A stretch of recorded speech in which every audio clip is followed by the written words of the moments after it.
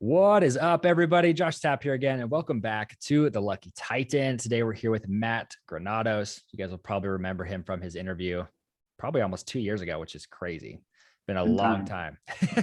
Good to have you back on, though, Matt, because I'm really excited to see where you guys have been going with Life Pulse. I mean, this company has been scaling really, really quickly. You guys are growing. I mean, you've had multiple successful businesses, but this one seems to be the one that's just like, hockey sticked on you guys. So I'm excited to kind of dive into that growth. So I do want to ask you this, because since we last talked, what would you say is like the number one marketing tool that you've used to actually scale up your company? So obviously it's been a long 2 years, right? Lots happened in this world. It's a different world, not just different backdrops, but a lot's changed. Right. But I found people don't, but the way we need to service them has. So I would say, first, I appreciate you having me back on. Yeah, no problem. I love what you're doing. I love the information you're providing to people. And I listen to it just to grab as much as I can, as often as I can. So keep having people I can learn from. The biggest thing is this, I call it the 3 E's of sales, which we've started implementing. And the middle E is the one that most people I find has forgotten it. So the first E is expose. Our job when we talk with the client is to expose what's going on. What are the issues? What are they finding? And what I found with what we do at Life Pulse, right? We're a consulting company. We provide coaching and training where we allow individuals to achieve whatever goals they desire in a team or as individuals. That's a really hard niche to go after when there's no niche. Like my niche is humans. That's an issue when it comes to a marketing perspective. So what we do is we need to go in and expose the issue for them. People know there's an issue. They just don't quite know what that issue is. Once we expose it by asking certain questions, we then go to our second one, which we actually examine. So cool, we've now exposed what the issue is. Let's now examine what's going on. And this is the one that we found is most impactful when you're working with clients. Because otherwise you'll sit there and do your sales pitch and 30 minutes later, they'll go, yeah, but that's great. And we don't have that issue. And it's like, wait a minute, okay. I probably should have asked a couple of questions before I started talking and started just kind of spewing on you what worked last time. So I need to actually customize this for who you are, which is what that exam is. The final one is the explanation or the execution. So what is your issue? Expose. Then it's actual, examine. What can we do to solve this issue for you? What have we done in the past, right? We love to, sell on stories and examples and case studies. And then we break it off into how are we going to do this for you? The key is those are 3 separate touch points. We expose first to schedule a call so we can actually examine together. We then examine together, and then we schedule another call where we can actually explain, present, and that's like the final pitch. I found is this that like is this a 3-call close? It's a 3-call close if you want to put it that way. It's just okay. What's the focus on the 3 calls? Right. And I was just curious on that because I'm like, if this is done in 3 calls, sorry to interrupt you. Go ahead. Yeah, no, it can be. I mean, there's times where sometimes like we go through the process so quick and they're like, hey, we know what you do. We've heard you on podcasts. We've heard you talk. We've read your books, whatever it is. We want it. I still go through this process. And the reason why is because I'm not just exposing and examining to be able to sell. I'm exposing and examining so I can then provide the service I offer. Right. Because if I don't do those first 2 properly, there's a low likelihood we're going to achieve the goals that we want. And if you're doing a business where you have more losers than winners, unless you're in gambling, you're not going to survive, especially this day and age. Gambling, Vegas wasn't built off winners, right? That's a whole different beast. But with what you're doing, if you're providing a service for someone, the goal is success at the end of that relationship. And those 3 E's are what I found that ensures it and enhances the likelihood of clients saying yes. So, I love, honestly, that's the same methodology we've used, just not in that with that verbiage. I like it. I'm going to have to quote you and use that. Because it's all yours. The truth is like, that's how our methodology works with having people on the show, right? Is it's like, let's figure out what's actually going on in the world. Let's see if we have a solution for them. If we don't, let's put them into somebody else's hands saying, hey, this guy has the best solution for you. Or this lady has the best solution for you. And it just works well because you then become the expert in their eyes, which your sales process works that way very, very well. So that's why I was intrigued. I'm like, well, it kind of fits into what we already do, but anyways, I like the way you put it. So When it comes to scaling a company at that size though, right? Because obviously the sales cycle is huge, and building a good sales system is huge to scaling past that 8-figure point. But how are you like working with your team in order to make them to help work with them to be able to make those results happen? So it's funny because when you do what I do, I work with people. Our team goes in and we get people to do what everyone thinks their people should do. We just get them to selectively and electively do it. When it comes to working with our team, we use the exact same system. So the first part of that expose is recognizing there's these things that people tend to overlook, or they don't recognize it. And I think it's easy, and we all can agree there's a massive gap that's going on between companies' wants and employees' wants. Right. And the crazy part is, in today's world, more than any other time in history, companies are trying more and more to give employees what they want, but yet that gap keeps growing and growing. It's like you're never winning the battle. Right. And what happens is, it doesn't matter whether that's due to external circumstances, right? I don't know, an outbreak, a war, you name whatever we've experienced and whatever we're going to experience in the future, or if it's internal, an issue with motivation, execution, or any other, I call it overly marketed employee development program out there, right? I found there's 5 ways that people can approach this, and it's all happened over time. And it's like, it's evolved from a pendulum swing. First was the drill sergeant, right? Which was like, you better do it. Otherwise you're going to fall into this gap that we're running into. There's the cheerleader who sits on one side of the gap and just rah, all positive, but really no substance behind it. Then you got the grandparent who basically just spoils the people and gets them over it just because they have to get over this gap. And then finally, what we came to was the teacher. And the teacher, I don't know if you guys could hear my assistant over there. That's my dog, Bruce. Totally fine. But the teacher, in today's world, I feel like everyone's ready to hear a dog or a kid or something baby coming in. We won't even edit it out either, man. It's like it's just part of the role. It's just part of the world nowadays. Go ahead. So from that comes to the teacher, which is where most of us have landed. And a teacher has great intentions. And a teacher wants to give the people on the other side of this gap that's been built the tools they need to get over it. However, when you throw a book about motivation at somebody who's not motivated, right? Our book, Motivate the Unmotivated, we have 1 negative review. It's my favorite review we have on Amazon. If you look on Amazon, look up our book, whether you buy it or not, I don't care, but look at the 1-star review. I think it's a 1-star. The bottom line is, it says, for someone who's not motivated, I thought I'd be able to get through this book. Which is funny, because if you read literally the first chapter, it explains why that individual by choice will not get through this book. But it's the way we've been taught to do it, is if there's a motivation issue, give that person something about motivation, because they need to learn what their issue is. And what I'm finding day in and day out is that is not the way. The 5th way to do it, and the only sustainable way to do it, is to properly equip your team with the tools they need and the systems they need so they can build the bridge. Does that make sense? It's not our job as the leader or the manager to build the bridge for them. In fact, by doing that, we're enabling them, and the bridge is not going to be there. What we need to do is find a way to get that bridge to happen and then be a part of it. So that's where our Bridging the Gap program came from, was connecting all these different gaps, which we call PPGs. So it's personnel performance gaps. And a personnel performance gap is what you're dealing with as a business owner, which is a sum collection of all of your personal performance gaps that your team has. That's not just professional, that's them as people. So issues at home, how are we bridging those gaps? And what we do is we sit down with every single person we work with. We do it in our company and we do it with our clients. And we walk them through exposing what's their gap. There's a lot of them, and most people have multiples. We then examine it with them, and then we give them the tools. We explain to them how they can bridge the gap themselves. The best way to relate this and the issues we've been dealing with is, if you go in and you break your arm, Josh, right? You just had a little boy, right?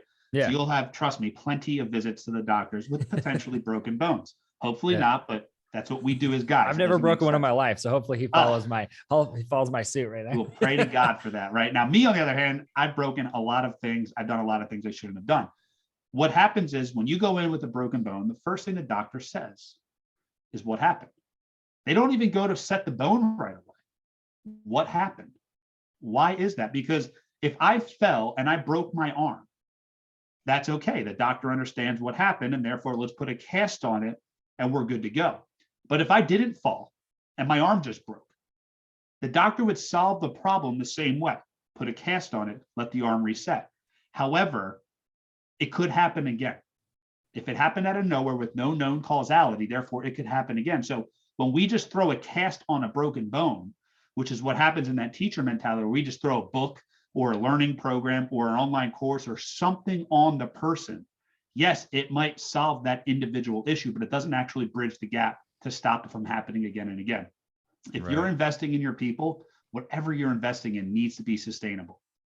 You're wasting money if it's just throwing stuff at them. So the way we make it sustainable is we only teach things that fall through one of three filters. It's life, business, and family. If what we teach does not work in all people's life, business, and family, meaning your son, our techniques, you should be able to teach your son and get the results we're talking about, right? We were just talking about feeding and going to bed and getting on a sleep schedule. You've experienced that where you bridged a gap that most people don't understand why they can't bridge. It's because you took a second, you saw the cause, right?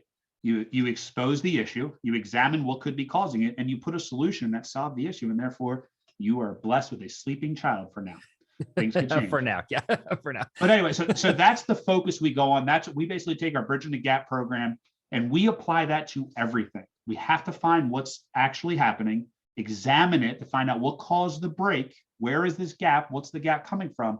And only then can we put a bridge in place so that and this is the beautiful part, your team electively walks the bridge to where they need to be. And at that point, you have alignment in your organization and you can run as one as fast as you want. Yeah. What's funny is just even listening to you explain the five, what was it, archetypes that you called it? I had the 5 different management styles. I haven't come up with a crazy marketable with name a cool, yet. yeah, we'll come up with one together. Yeah. But I've never equipped myself with the drill sergeant one, but I have all 3 of those other ones, right? Like I was the guy who was like, hey, I'm just gonna throw money at the problems. We're gonna spoil you or whatnot. I'm gonna cheer you across. Oh, but now I'm gonna be a teacher and I'm gonna give you the tools. None of them seem to really work very well though, and I have an awesome team. I honestly, like, every single one of our employees, love them to death, love working with them, but we still run into problems, and it gets weird when that happens because you're like, how do I bridge the gap? But like you're saying, I might be kind of ruining them by providing the bridge. It's like, no, you provide the bridge. You bring us the solution. Well, and here's what it is. We have to combine intention and structure. That's the first gap we always bridge. Combine intention and structure. And here's the reason why. Intention for the individual is the purpose behind any goal, right? Their intention. That's why when you have all hands meeting, or you bring in a speaker, or you bring in whatever you bring in, the next week, everyone's on fire. And then reality comes in and punches them in the face and they're right back where they were. So you need a structure to be tied with that. And what the structure needs to do is re-engage the intention every day. And when you're able to re-engage intention, you have that same excitement you had that original start of the goal.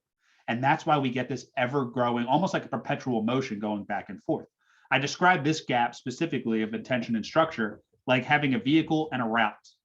If you have a vehicle with no route, yes, you're going somewhere, but I have no idea where you're going. And eventually that fuel, motivation, communication, engagement, you name it, that fuel will dissipate. Right. But when you have the vehicle and the route, if you don't have a vehicle and just a route, you're not going anywhere. Combine the two and you get exactly where you want to go. And that's what we need to do regularly with our people, with our clients, with ourselves on a regular basis. Well, and I'm just kind of curious on this one, because do you find like throwing money at the problem is like the worst thing or the best thing? How do you feel? Because for me, I use money as I'm the kind of guy, I'm not materialistically motivated. So I don't mind just like throwing money at things to the team. Yes. It makes me feel good. Right. But it never seems to really solve the problem at the end of the day. So money in business is like money with people. Money does not change people. Money is, and a mentor told me this one time, and I live by it every day. Money is a minimizer or a maximizer.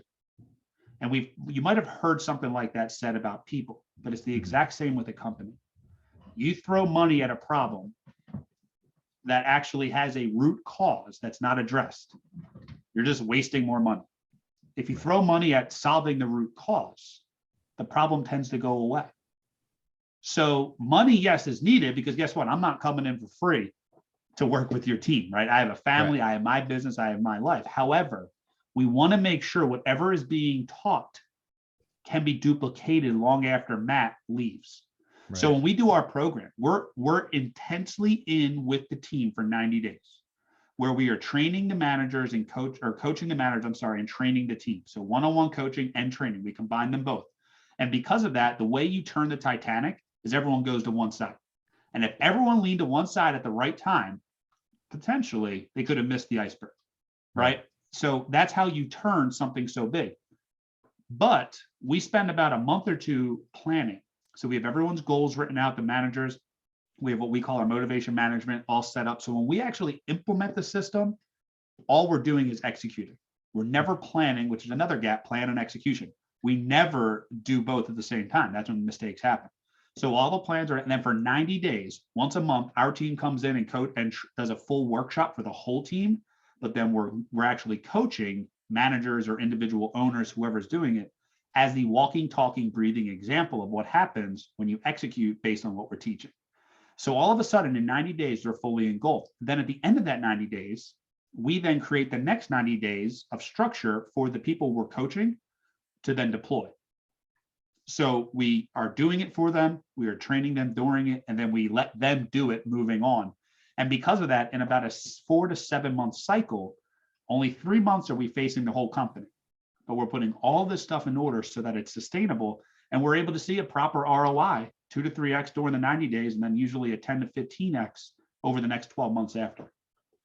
Love it.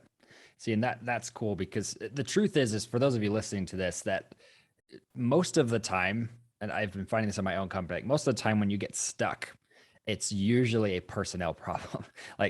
It's usually not a sales problem. It's usually not a lead generation problem, even though from the outside, it looks like that, but it's usually because you're not leveraging the people correctly. And I know for myself, it's been the weirdest transition, because it went from, okay, we've got to generate sales, we've got to get leads, I've got to learn how to be a better salesperson, to, well, now I got to outsource that to somebody else, hire somebody for that and learn how to manage them.